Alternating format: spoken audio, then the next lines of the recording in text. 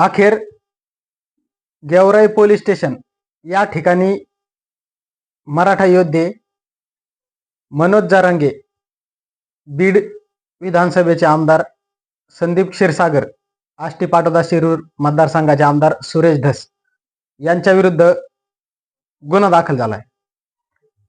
तर नेमका काय विषय आहे ते जाणून घेणार आहोत आपण आजच्या या व्हिडिओमधनं।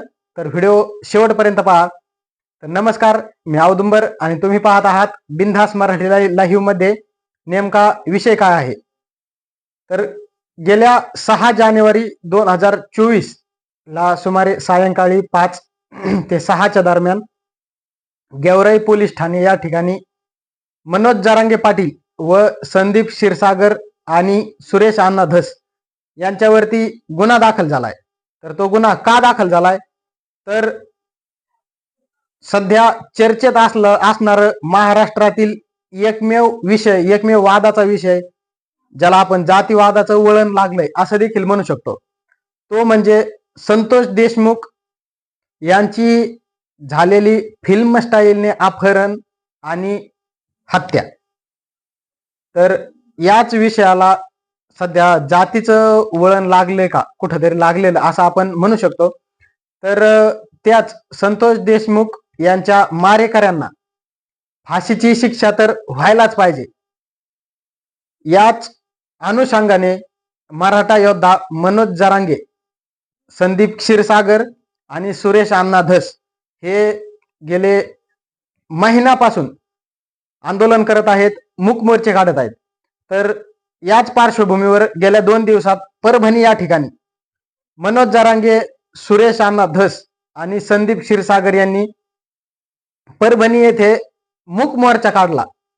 परंतु मूक मोर्चा हा फक्त नावालाच होता का तर हो, मूक मोर्चा असताना देखील तिथून राजकीय पार्श्वभूमीवर, जातीपातीच्या पार्श्वभूमीवर एकदम खालच्या वेचणीखोर भाषेतून आपण ज्याला म्हणू शकतो, आरेरावीच्या भाषेतून मंत्री धनंजय मुंडे, त्याचबरोबर वाल्मिक कराड आणि वंजारी समाजाच्या भावना दुखावल्या गेल्या, त्यांना शिवीगाळ करण्यात आली। जसे की मंत्री महोदय धनंजय मुंडे यांना रस्त्यावर फिरू देणार नाही, एका साईडने परभणीचे आणि एका साईडचे उस्मानाबादचे मराठा समाजाचे सहकारी जमा करून वंजारी समाजाला घरात घुसून मारू, अशा प्रकारचे जे काही वक्तव्य केलं होतं, तर त्याच वक्तव्याच्या निषेधार्थ सकल वंजारी समाज यांनी गेवराई पोलीस स्टेशन या ठिकाणी तब्बल 7 ते 8 तास उपोषण केलंय, मोर्चा केला। मोर्चाचे उत्तर म्हणून किंवा त्याच मोर्चाचा एक फायदा म्हणू शकतो। तर त्याच अनुषंगाने वंजारी समाज आणि ओबीसी समाजाच्या वतीने मनोज जरांगे, संदीप क्षीरसागर आणि सुरेश धस यांच्या विरोधात गेवराई पोलीस स्टेशन या ठिकाणी गुन्हा दाखल झाला। तर या आंदोलनाचे प्रमुख गेवराई तालुक्याचे माजी आमदार राहिलेले नारायणरावजी मुंडे यांचे चिरंजीव सुगोष मुंडे, परमेश्वर वाघमोडे, सुनील ढाकणे, सचिन ढाकणे तसेच सकल ओबीसी समाजाच्या वतीने निषेध मोर्चा करून गुन्हा दाखल झालाय।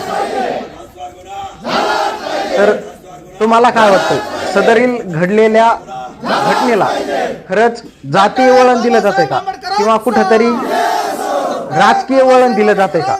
तर तुम्हाला काय वाटतंय ते कमेंटच्या माध्यमातून नक्की सांगा। आणि हो, आपल्या YouTube चॅनलला सबस्क्राईब करायला विसरू नका। धन्यवाद।